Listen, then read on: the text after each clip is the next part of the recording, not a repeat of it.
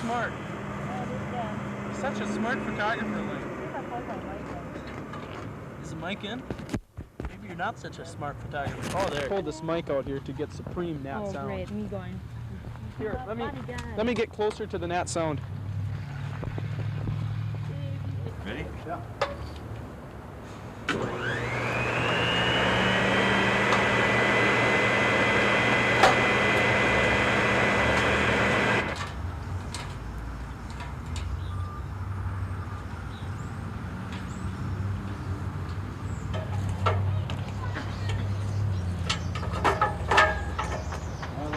A little bit high. High? Isn't he high?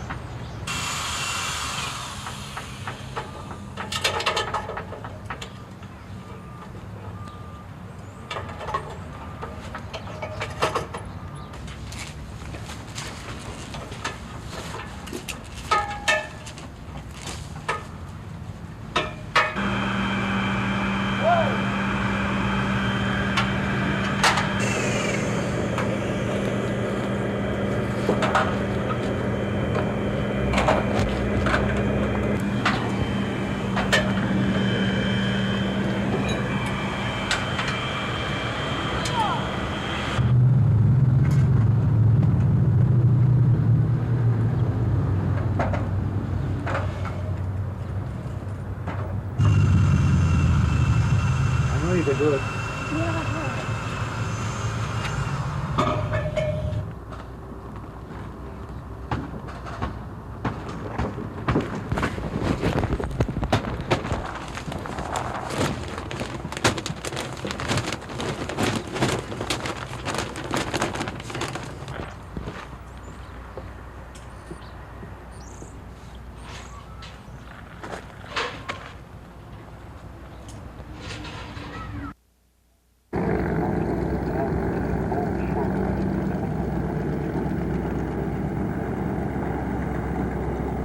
Start 746, proceed westbound on the runway, Bemidji.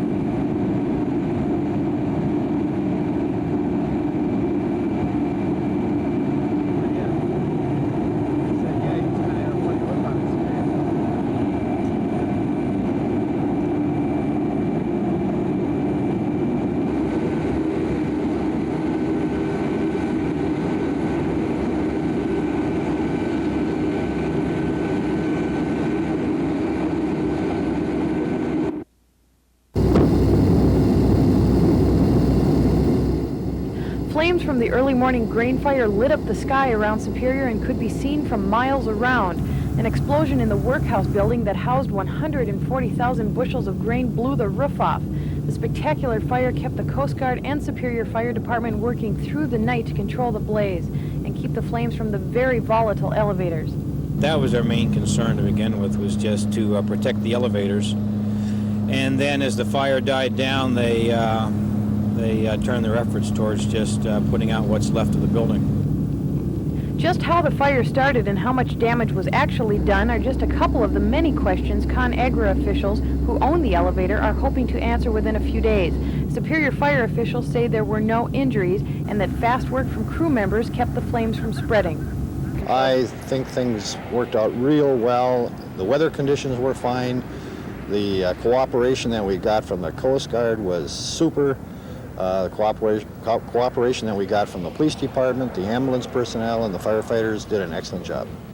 There's about 20 feet left of what used to be a 20-story structure, but officials are pleased the damage was kept to a minimum, avoiding what could have been a possible catastrophe. In Superior, KDLH Channel 3 News.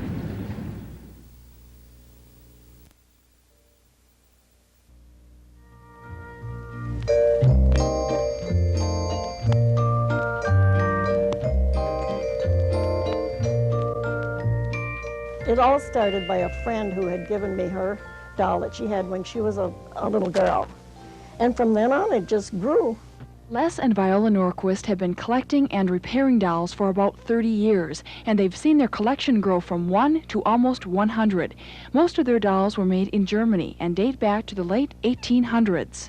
During World War I, the Americans and the British, they bombed out the factories in Germany, and they killed many of the artists and destroyed many of the molds. So that's why these dolls became collector's items. This is one of the Norquists' oldest dolls. It dates back to the days of Abraham Lincoln, 1865. The Norquists only collect antique dolls. Their most modern dolls, like this wooden Schoenhut doll, were made in 1911. Over the years, Les and Viola have become experts at doll repair. He fixes things like eyes and hair. She puts on the finishing touches with clothing made from fabric dating back to the time the dolls were made. We've tried to pick up accessories that go with the dolls, such as little purses, high chairs that were authentic of that era. The Norquists say collecting has become more difficult over the past few years because so many people have become interested in the hobby. But they say what they've enjoyed most are the people. The nicest part of all of it is just the greatest people we're connected with in every way. Our club and people who come here with their repairs are just so fascinating. We just love every minute of it. Lisa Molosky, Channel 3 News.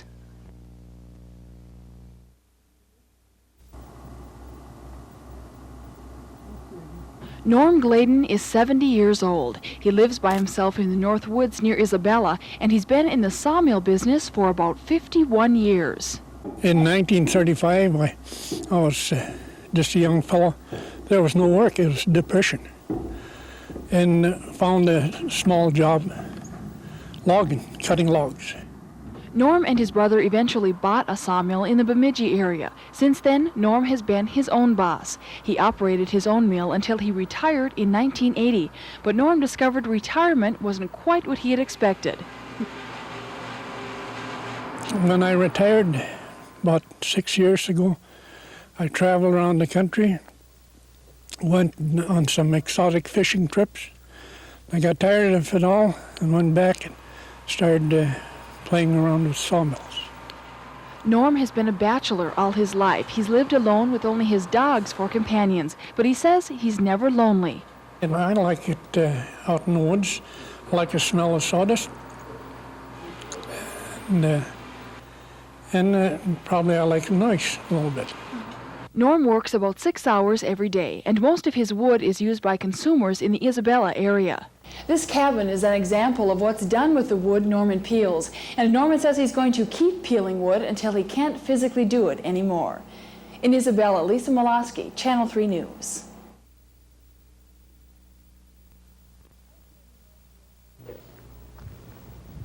Out here in the North Woods, over 20 miles from the nearest town, no one would expect to find the most popular restaurant in the area.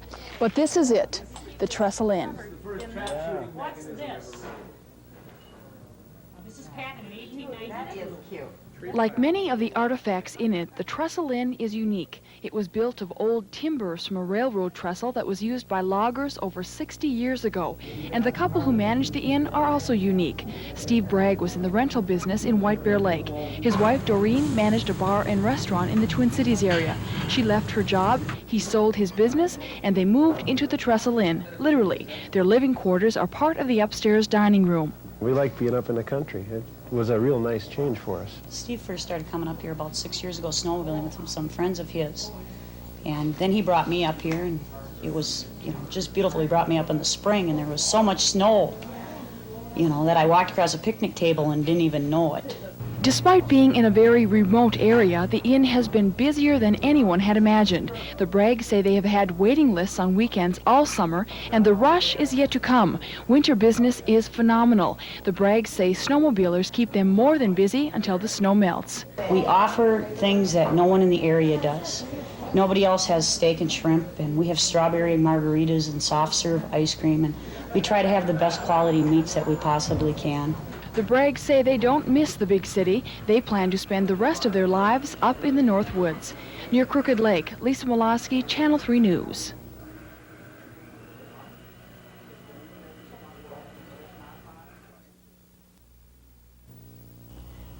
This is the city of Kinney, Minnesota, population 400. It's a city famous for seceding from the Union in 1977, and the woman who was behind that move is Mayor Mary Anderson. Hi, Mary. Mary Anderson is 71 years old. She's been mayor of Kinney for 10 years, and she's running unopposed again in Tuesday's election. She first decided to run back in 1976 because Kinney was having problems with its water system. She got the system fixed with money from the IRRB and has been in office ever since. But being mayor isn't a full-time job. Mary only makes $60 a month, so she's made her living running a bar, Mary's Bar. My father and I bought the bar together as partners, and we opened it up in March 17th in 1943. Mary has been single since her divorce in 1945, but work keeps her busy. She's the sole bartender and waitress Monday, Friday, and Saturday nights, and she says people make her life and work worthwhile. I love it. I like the people. I think that's the main thing that I like about it. Business at the bar isn't what it used to be. The range economy has been on the downswing in recent years, but Mary says range people are compassionate and hardworking, and like herself, they will survive. In Kinney, Lisa Molosky, Channel 3 News.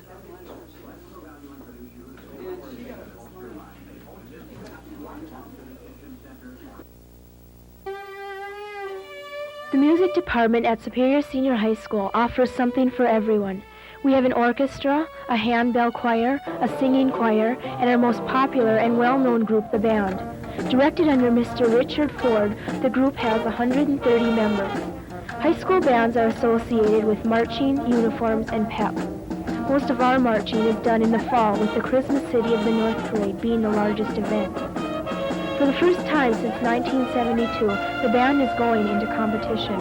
It'll be a new experience for everyone in the band, and I think it'll be a real learning experience. The rest of the band will fall behind the leadership and show their morale and their playing ability. Another new thing this year are the uniforms. The uniforms were designed by the sales staff and Mr. Ford, then were custom made, so no other school has a uniform exactly like ours. The new uniforms are also much more comfortable and versatile. Well, I guess I have to go back into the morale-wise. It increases our morale, it makes us look more sharp, and we feel better, and we play better. The entire band agrees that the new uniforms are an excellent incentive.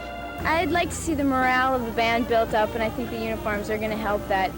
If you want a chance to see the SSHS band in action with our new uniforms, our last home game is October 30th at Hogs Grood Field. This is Carla Moen from Superior Senior High School reporting for Channel 3 News.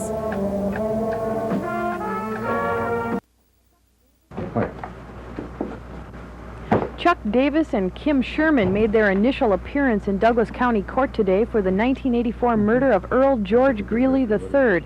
Superior Police say the 2-year-long investigation broke open recently when an unidentified source approached police. approximately 2 weeks ago, a person came forward with some information about one of the people that we arrested. From that, it led to other people. Police were told the source had overheard one of the suspects bragging about a murder he had allegedly committed. The bludgeoned body of 27-year-old Greeley was discovered by a railroad employee behind the vacant Geno's Food Processing Building on Winter Street, an area of Superior commonly referred to as Hobo Jungle. It appeared that the person had been beaten to death. Investigation never, up until several weeks ago, never went any place. We had had several suspects, but none of them panned out. Neither a weapon nor a motive in this 2-year-old homicide has been found. However, authorities say there is one other person at large suspected in the murder. In Superior, KDLH Channel 3 News.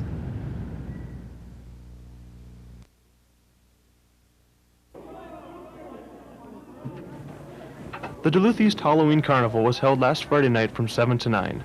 The carnival, in its 22nd year, provided two things for the school. First, it provided the opportunity for the various organizations to work together as a team to try and raise money for the school. Secondly, it provided fun for both the students and the general public. Since it was open to everyone, many parents brought their children to the carnival. The number of younger people attending has grown in recent years, possibly because of the hazards involved in regular trick-or-treating, such as candy tampering and careless motorists. However, the majority of the participants at the Halloween Carnival are the students. It gives them an opportunity to have some fun while supporting their school. I asked one of the seniors what she thought of the carnival. Yeah, I think it's a really good idea. There's a lot of booths, and this is like one of their only times during the year that they can make money. The carnival consisted of various booths set up by the different organizations at East. There were the traditional ones, such as the ring toss and the fishing pond, but there were also some unique booths, such as the human dartboard and a jail, which allowed students to arrest other people and have them locked up. Most of the 34 booths made money, with the band's booth being the big winner, coming out ahead by more than $130. All the money raised by the carnival goes to provide funding for the various projects done throughout the year.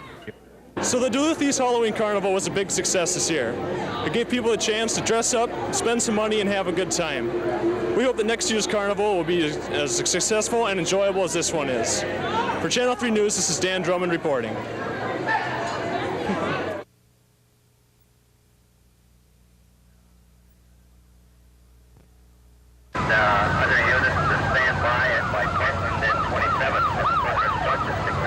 I was on my way to the mall for a movie with my friend, and I think we got hit by the bus and I died. Superior Police are saying for a disaster, it wasn't bad. In a combined effort to become better equipped at handling catastrophes, Superior and Douglas County authorities staged a mock disaster today, with everything from minor injuries to major casualties. We have simulated a mass casualty accident involving a school bus with about 19 kids and a van that was carrying radioactive material. The DOT informs us that on the highways today, approximately 1 out of 50 hazardous cargoes is radioactive. Superior rescue squads have held these mock disasters in the past, and authorities believe they are proving to be valuable, but there are still rough edges to smooth out. The people that respond are getting better and better at doing their jobs. We're still having a little bit of problem in deciding how we want to get them here and in the order we get them here. Representatives from all agencies involved are going to meet and discuss their response to the disaster, so when they're needed in an actual catastrophe, they will handle it with ease. In Superior, Katie O'Keefe, Channel 3 News.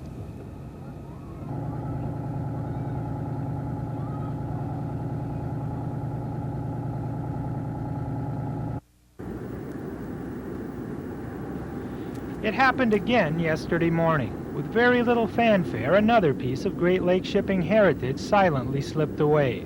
This one headed for a scrapyard in Ontario. During 1986 alone, between 35 and 40 Great Lakes ore carriers have met a similar fate. Clearly, but very quietly, an important chapter in the storied history of Great Lakes shipping is fading. The names of some are recalled here at the Lake Superior Marine Museum, and it's here curator Pat Labadie tries to keep those memories alive. In the last few years, a lot of vessels with real personality have all disappeared. And I think for most of us who are in the boat watchers community, it's been kind of a distressing time. These are vessels with long histories and a lot of connections. You know, I think most of us know people who have sailed on them, and we're familiar with some of the anecdotes and stories about those ships, and they're like an old friend. You know, you hate to see them all disappear. Ships like these have captured the imagination of generations of Great Lakes boat watchers. And while new 1,000-footers will take their place, Labadie feels we're losing something very special. I think we've lost a great deal. There's a whole tradition here that seems to be phasing out, and you hate to see that fade. There is a positive side to all this, however, and tonight at 10 we'll take a look at that. Jeff Potts, Channel 3 News. The B.F. Affleck is the most recent, but by no means the last Great Lakes ship to be headed for the scrapyard this year. Shipping industry estimates place the number of Great Lakes freighters which have gone out of service this year alone at between 35 and 40 vessels. It is indeed important because it's a subtle thing and it shifts rather slowly, and you know, some of us perceive it's going, but it creeps up on you too, and you don't recognize how quickly it's disappearing. One can't help but wonder if an important part of Great Lakes history isn't unceremoniously fading away forever. That's kind of my feeling, and yet I see a whole new generation of people who are attracted to the modern ships too. The modern vessels don't have that fascination for me, I have to admit. And I'm always curious about the people who are attracted here by new 1,000-footers. And yet, they're as enthusiastic about those craft as I was about some vessel built in 1889, you know, that was on its last season. But perhaps we're underestimating the mystique of Great Lakes sailing vessels.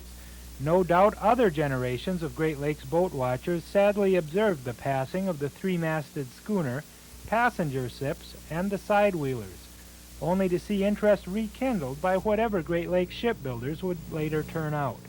Of course, there is one other, even more distressing observation. I can't help wondering, though, maybe if you and I, Jeff, are just getting old. Jeff Potts, Channel 3 News.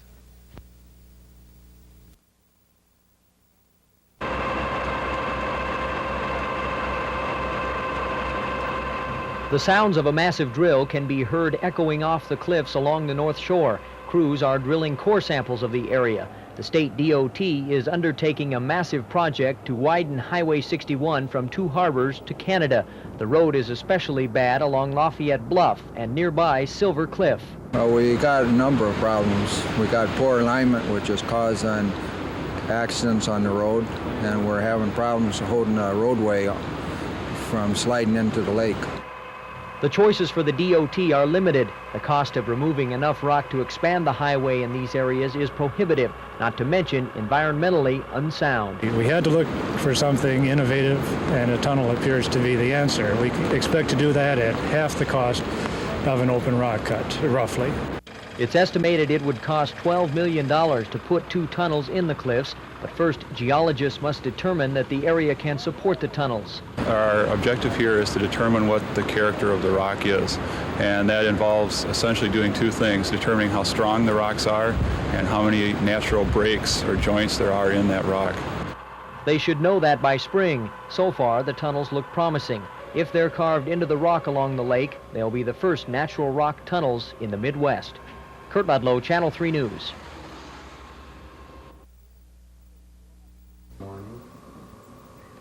Some of these core samples may contain gold, others silver, and still others copper. These are samples given to the DNR from companies who over the past 10 years have prospected for base or precious metals in Minnesota. Very few, if any, have had any luck, but in their quest they very likely overlooked riches they weren't searching for. There is excellent potential for mineral deposits like gold and silver and copper in Minnesota. If you look across the border into Canada, many of those kinds of deposits are located in the very same bedrock types that we have here in Minnesota. And so it is reasonable to expect that we do have those kinds of deposits here. The DNR has about 1 million feet of core sample in two warehouses dating back to about 1966. And DNR officials say those core samples cost about $30 a foot to mine. DNR officials realize they have a very valuable resource, but finding evidence of precious or base metal takes time. In many cases, like dealing with gold, the amount of gold is so small in there, and that small amount can be valuable to mine. You very often can't see the gold, and so it's necessary to chemically analyze it to tell if there's anything there or not. State land is currently being leased to about 21 different companies from throughout the United States. The DNR plans to lease about 600,000 more acres in December, and DNR officials say they believe it's only a matter of time before someone strikes it rich. In Hibbing, Lisa Molosky, Channel 3 News.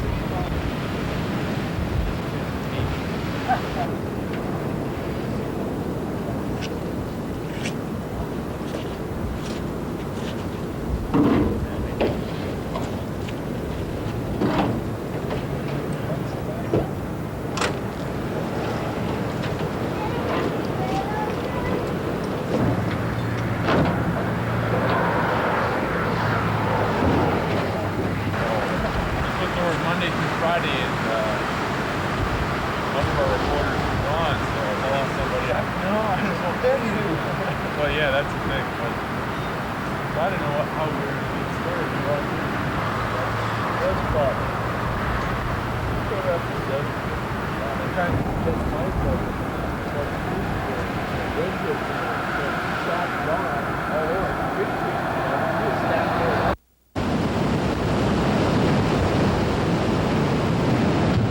The wind was especially unkind, especially to hunters. Today marked the opening of deer hunting season. When the sun came up, the deer could be shot down. Most deer hunters spend hours and even days waiting to shoot their four-legged prey, and some go an entire season without bagging a buck. But there's one fella in these woods who wasted little time in shooting his first deer. Earl, how long were you out today? Probably about a half hour at the most, standing there about 10 minutes before it came by. If you're one of those people who spent years waiting on a deer stand, battling the bone-numbing chill and the boredom, don't fret. Earl was in the same boat. I was excited. It's been a few years since I've gotten one, so... It's difficult to measure just how full the woods were today, but local store owners and hunters agree that the deer in this area probably weren't facing as many rifles as they were last year at this time, but that doesn't mean the deer were out of danger. There was a group of guys just where this deer had come from. Most hunting stores award prizes to the biggest and the best deer, but what about the first deer? Bragging rights, no prize. Sam Shane, Channel 3 News.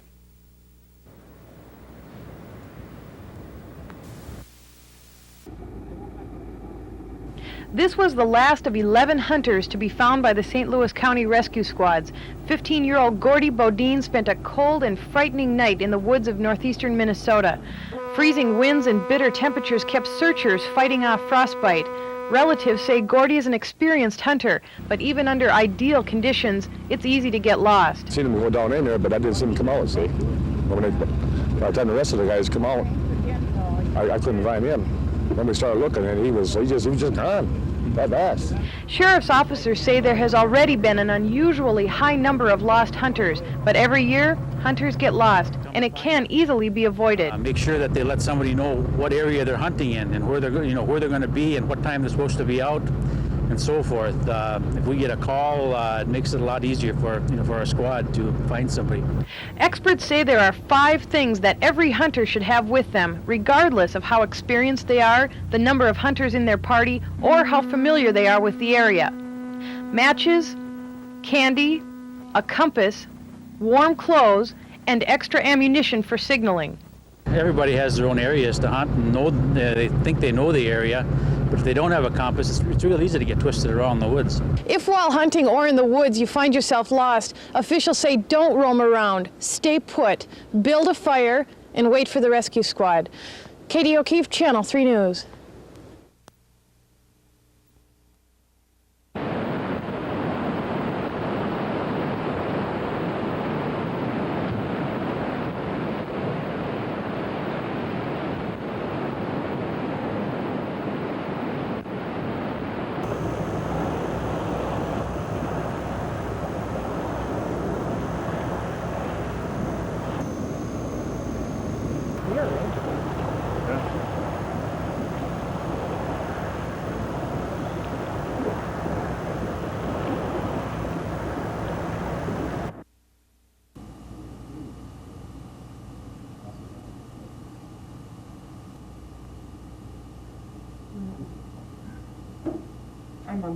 Like, these were made by the deputies too. Most of the stuff is all been scrounged.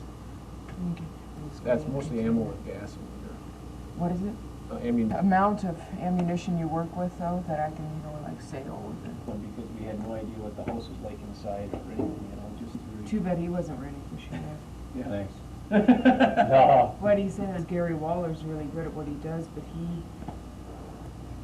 you just, I mean, from day one, whenever. North of Minneapolis, how many teams do you have? Duluth PD had such a team.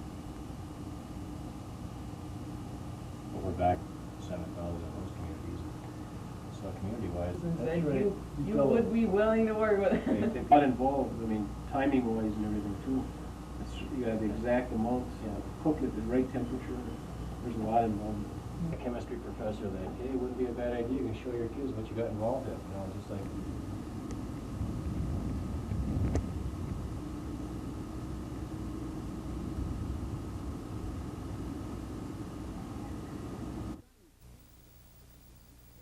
The sky was clear today, but the wind was cold. Temperatures have hovered near the zero mark in the Twin Ports this week, making things uncomfortable for some people, but at the same time, making others very happy. We sold 3,400 season passes already this year, and I know a lot of them are anxious to get out there and go skiing. By Saturday, workers at Spirit Mountain will have manufactured enough snow to allow the first skiers to glide down the slopes. That's a full 10 days earlier than the normal Thanksgiving opening day. And even though the powder is man-made, it makes for good skiing. Basically, snow is snow, and when it's cold enough and Mother Nature doesn't comply, we can make our own snow, and the colder it gets, the more snow we can make, and it's been plenty cold lately. Last year was the first time Spirit Mountain has operated in the black, passing up city subsidies to stay afloat. Officials say longer runs and the addition of a new high-tech chairlift will make for another good year, provided the bad weather holds out. John Schottel, Channel 3 News.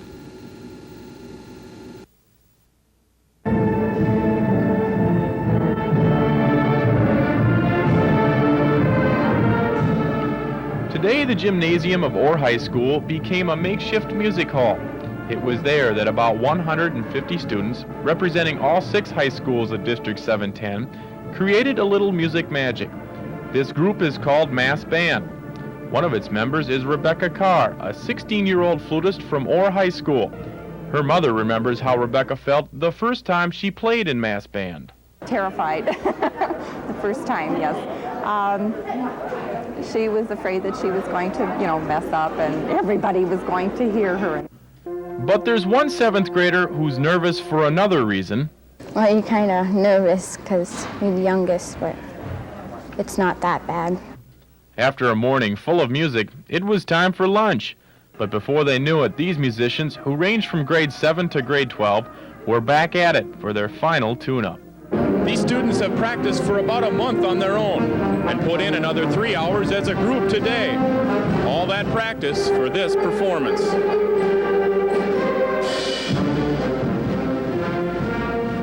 But director Timothy Marr believes the real key to today's gathering was what happened during practice, not during the performance.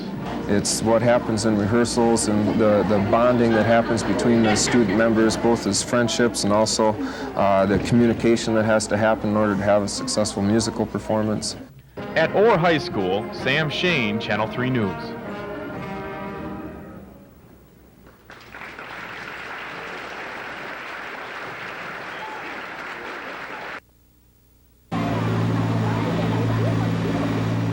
It was April 29, 1975. After years of battle in Vietnam, the U.S. pulled its last troops out of Saigon. Vietnamese men, women, and children fought to get aboard the last flight out. As the plane strained laboriously into the air, people were still clinging to the wheels and the rear stairs. 7 men fell off as the plane reached heights of 1,000 feet or more. The Vietnamese fought then and are fighting now to escape the communist government that was left in power. In Vietnam, there is no opportunity. There is no human right, there is no freedom. Loon was one of the lucky ones to be airlifted out that April day 11 years ago. He's now working with Lutheran Social Services in Duluth to help Vietnamese adjust to America. The main difficulty is the language problem. Refugees come here, they don't know how to speak English. Therefore, they cannot communicate. There are organizations throughout the U.S. that help Vietnamese adjust. One of the largest is Lutheran Social Services, which has a special program for unaccompanied minors, children who've escaped from Vietnam alone. Pat Andrews is in charge of that operation in Duluth. We're still seeing a lot of children coming in. The children are different. Initially, we saw children who were coming through the refugee camps, and now we're primarily seeing Amerasian children. And these children are leaving the country through a different mechanism. They're not escaping, but they're coming through the orderly departure program. Tomorrow night, we'll talk with 2 young men from Vietnam to find out how they're adjusting to America. Lisa Molosky, Channel 3 News. Win and Phat are young men from Vietnam who are being raised by the Tranoff family in 2 harbors. Win, who's 19, and Phat, who's 14, both escaped Vietnam the hard way, on ships overloaded with Vietnamese looking for freedom. Like most refugees, they couldn't speak English, but they were coming to the U.S. for an education, and the fact they didn't speak English didn't intimidate them. We had hard time getting, very hard time over there because of the economy, and mainly for me it was education, and education was kind of getting downhill as we go along. My dad and mom want me to come over here to get a good education in school and to be a better student, because over there I didn't go to school. It's too hard for me to go to school and all that things. Coming to America meant leaving family and friends, but the boys say they keep in touch by writing letters. The only real lonely times are holidays or birthdays, and both say the hurt fades with time. There's going to be no time in my life that I'm going to regret making that decision, because it's a clear cut that it was, the only decision if there's any choice. Both boys hope that one day they may be reunited with the families they left behind, but those chances are very slim. In the meantime, they're working hard to make them proud. Tomorrow night we'll look at a different kind of refugee, Americans who were left behind. Lisa Molosky, Channel 3 News. They're considered Vietnam's forgotten casualties. They're Amerasians, children with Vietnamese mother and an American father, and because of their mixed blood, they're often discriminated against in Vietnam. Many want to be reunited with their American fathers, but of those who make it to the U.S., only about 15% track their fathers down and only 2% reunite. Kim is an Amerasian who's been in the U.S. about 1 year. She's living with the Truman family in Saginaw, and like many young Vietnamese, she wanted to come to America for a good education. I almost finished high school over there, and then I heard that over there, like people like me, Americans, have a father, an American father, and it's hard to go to college and that stuff. So I want to get a good education, so that's one reason I come over here. Kim had a good life in Vietnam compared to other Amerasians. Her mother owned and operated a tea shop, so was considered fairly well off. Kim says she never felt discriminated against. Some of them, they got, teas and that stuff. People don't think they, nice people and that stuff. But I don't know, I was lucky. I think my friend and my relative, they loved me really much. There are currently about 35 Amerasians in Minnesota, and officials from Lutheran Social Services expect close to 70% of the refugees that come to America in the future will be Amerasian. But 10 to 15,000 still remain in Vietnam, so we've really only touched the tip of the iceberg. Lisa Molosky, Channel 3 News.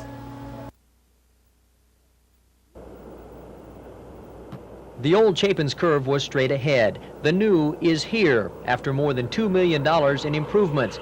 The old curve was an area of Highway 61 that used to draw the wrath of truck drivers for its danger. It was a bad combination of some severe hills and some severe curves. There were a lot of accidents on that road. At the time that we took it out of service, it was posted for a 20-mile-an-hour speed advisory. But the new road is a model for highway safety and a mile of scenic beauty. I guess one of the nicest parts about this road is that along with what we're trying to do to improve the safety of the North Shore Highway, we're also trying to incorporate the road in with the beauty of the area. And this particular piece of road, this mile-long stretch of highway, opens up what I think to be one of the most beautiful vistas of Lake Superior that exists between Duluth and Canada. More than 130,000 cubic yards of rock had to be blasted and moved to make way for the new road, which now sits above the old one. Remodeling Chapin's Curve is part of a massive project the DOT is undertaking to widen Highway 61 to Canada. That work includes adding tunnels and bridges to one of the most popular highways in Minnesota.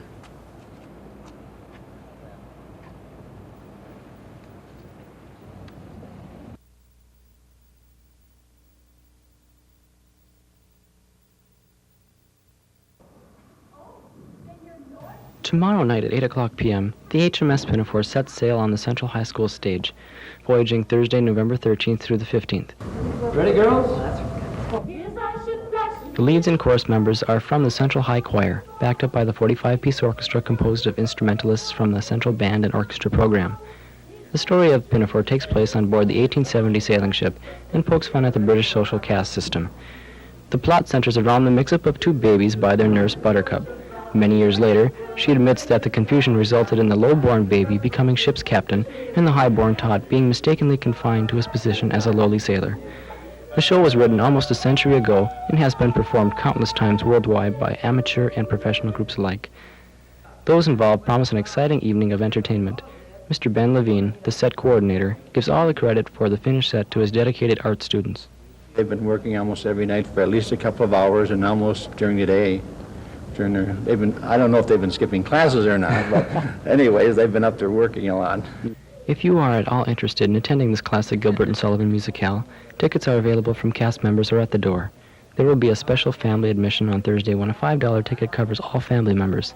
Adults are $3 and senior citizens and students will be admitted for $2. This is Jeff Ames for Channel 3 News.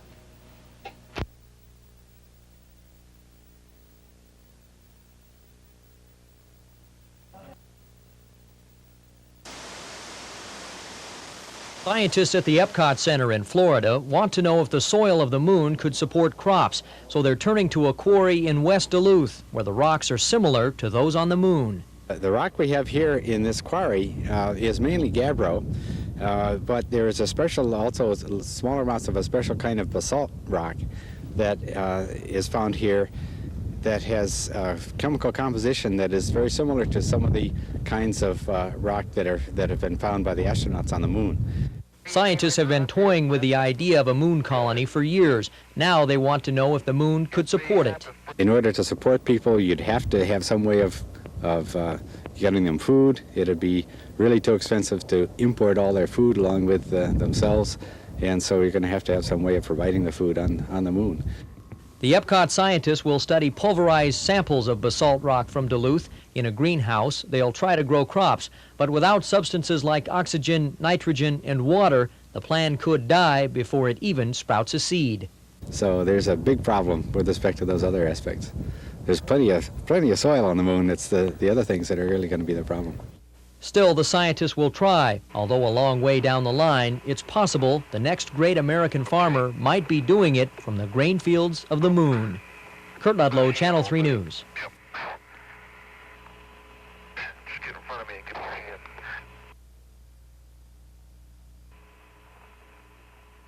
Roughly 240,000 miles from us, on the cold landscape of the moon, is lunar soil. Some scientists hope will one day be able to grow food to support a lunar colony. Back in Minnesota is an old rock quarry with a strikingly similar geological makeup. In this particular place, there's been this basalt has been analyzed and shown to have very high levels of titanium and other elements that have a particular similarity to the basalts that they find on the moon. Scientists at the Epcot Center in Florida are studying a ton of pulverized Duluth basalt.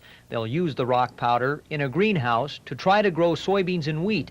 It will be a difficult task, compounded by the fact that there are no earthy products like oxygen and water on the moon. Of course, along with the soil, to grow anything, you need atmosphere, you need the nitrogen and carbon dioxide, and of course, water. The soil only provides the mineral nutrients, and plants are made of mostly of other things than minerals. So there's a big problem with respect to those other aspects. The cost of transporting food to a moon colony would be sky high, so growing food would be necessary to establish such a colony. Whether the process will work will likely depend on the studies of the Duluth rock. If successful, there might someday be a farm on the Sea of Tranquility. Kurt Ludlow, Channel 3 News.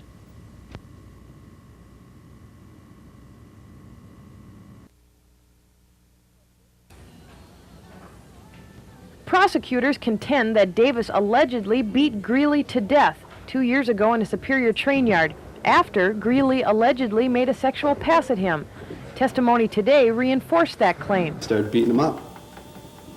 Okay. Did he indicate anything exactly how bad he'd beaten him up? To beat him to death. Davis is charged with second-degree murder and is being held in the Douglas County Jail in lieu of $75,000 bail. Defense attorneys emphasize that going to trial does not implicate guilt. It's not particularly difficult for the state to establish a possibility that a felony was committed. That's their basic responsibility. The second suspect, 21-year-old Kim Sherman, who is charged with being a party to the crime, waived her preliminary hearing and is waiting a court date. A court date for Davis will be set within 30 days. In Superior, Katie O'Keefe, Channel 3 News. And numerous railroad tracks behind it. All right, so the railroad tracks, the best of your recollection, approximately in the areas marked on the diagram as Yes. railroad tracks? Yes. They would continue as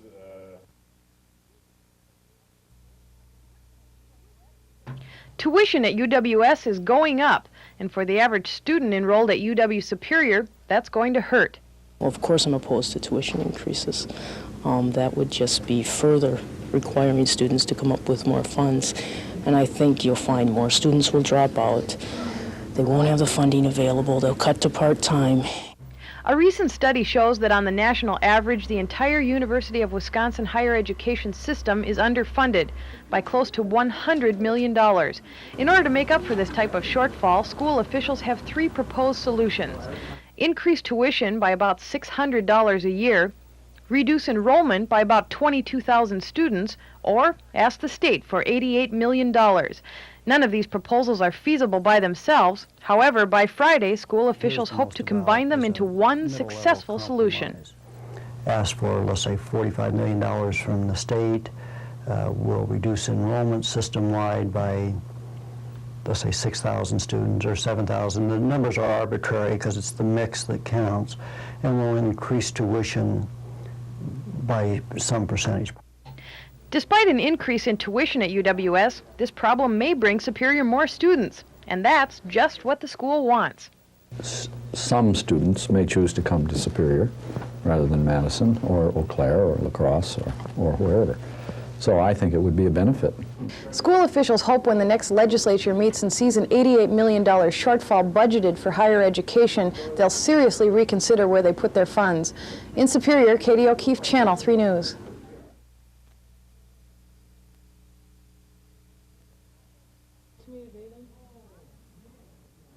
Bob Evans held the position of jailer in Douglas County for several years, but he was fired earlier this week because of a statement he took from a prisoner in August regarding a personnel matter. According to Sheriff Fred Johnson, it wasn't Evans's job to take the statement, but Evans says he's done so on numerous occasions, and his dismissal isn't fair. I don't want to make a big spiel on this and that. I just feel it was wrong for him to fire me over that. You know, big deal. I took a statement, you know, big deal. Mm-hmm. You know, what is that? Well, nothing happened with it anyways, right? Nothing happened with it. It didn't go anywhere. I have questions as to how he even got it. Sheriff Fred Johnson refused to comment on camera today, but he admits he waited 3 months to fire Evans because he didn't want the issue to become political. Johnson said that would have hurt his re-election campaign. According to Evans, tactics like this have given the sheriff a very strong political hold on Douglas County. Everybody is walking on their tiptoes. Nobody will say anything because they're afraid of him. Everybody's afraid of him. Because of circumstances surrounding his dismissal, Evans is considering taking legal action. According to the former jailer, professionalism has taken a back seat to politics in the sheriff's office of Douglas County. In Superior, KDLH Channel 3 News.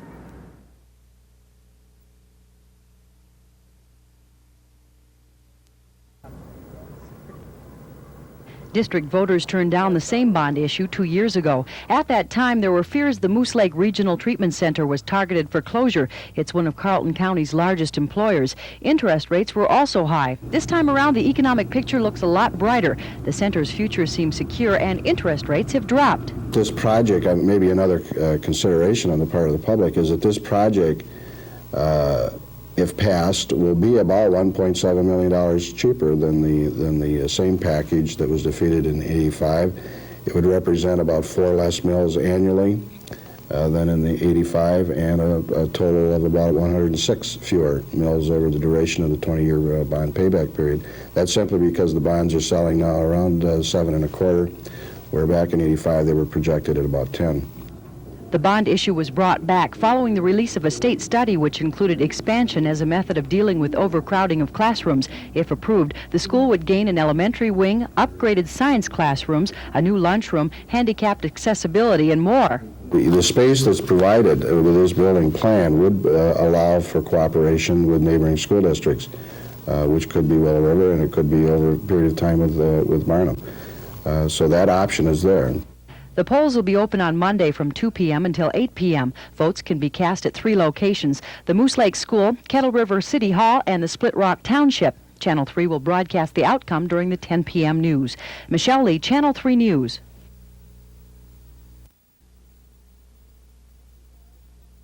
Chances are someone you know is illiterate. According to the Duluth School Board, at least 5,000 adults in the city have a reading problem. I would say that frequently the functionally illiterate person is unemployed, in fact almost all the time. Frequently poor health, frequently lacking in the basic necessities of life. Poverty is part of the picture. The causes of illiteracy are as varied as the levels of illiteracy. Some people may be able to read a newspaper, but may do so very slowly and without understanding what they read. For others, though, the problem is more severe. For them, even reading as much as a street sign may be difficult. Those people who are literate, we have learned, can effectively hide the fact they're illiterate. They can learn the few things they have to learn and get by through life, not wanting to admit that they cannot read or write even. Representative Boo says even though Minnesota has been a leader in education, illiteracy has been established as a problem in the state. Well, at this point, only Minneapolis, St. Paul, and Duluth have effectively met the problem. And those 3 cities have even run out of slots or spaces to educate those who are actually seeking it. Adults in Duluth who can't read are getting a second chance. The Adult Basic Continuing Education Department in Duluth offers classes for people who want that second chance. Students in Fred Meyer's class range between 17 and 73 years old. The majority of students we encounter have dropped out of high school for one reason or another. We have a small percentage that are going on to vocational school or on to college. What we're dealing with most are people that have had bad experiences in high school and quit for one reason or another. Students work at their own pace. When they're ready, they take a test. If they pass, they walk out with a high school diploma or a GED. Essie Ledyard says before students are placed in classes, they're tested to determine how well they read. We use a curriculum called the Laubach Way to Reading. It begins at ground zero for a totally non-reading person. For a student of higher reading skills, teachers use a variety of materials to help them improve their concentration while reading. Can you read the first paragraph of that story for me?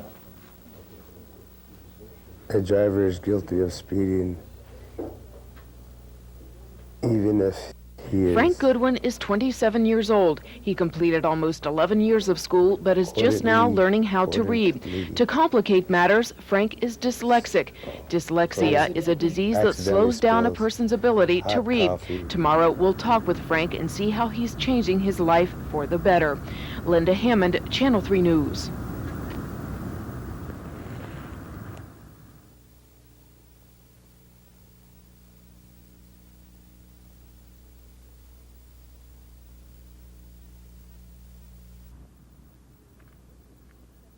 This is 27-year-old Frank Goodwin. Like most people, he went to elementary and junior high school, but Frank cut his schooling short when he dropped out of the 11th grade.